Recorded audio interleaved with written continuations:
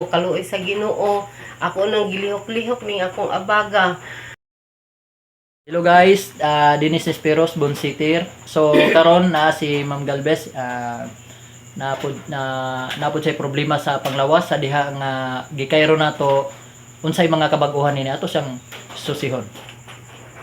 Hello, good evening. Ako di ay si Geraldine Galvez. Ang akong gibati sa wala pa ko herong ang bukton sakit kay sa nga tanan murag na naipit nga ang ugat. So bisag iana nimo siya sakit jud kaayo.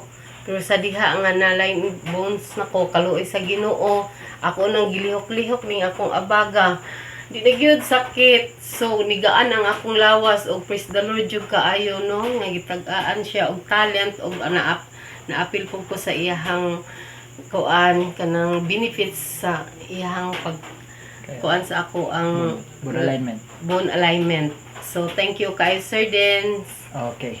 Salamat kayo ma'am. So gusto mo og kanang magpa-bone alignment og namoy mga problema sa panglawas o text lang mo or call sa ato ang website na diha ang kuan kanang description sa ubos. Salamat. God bless.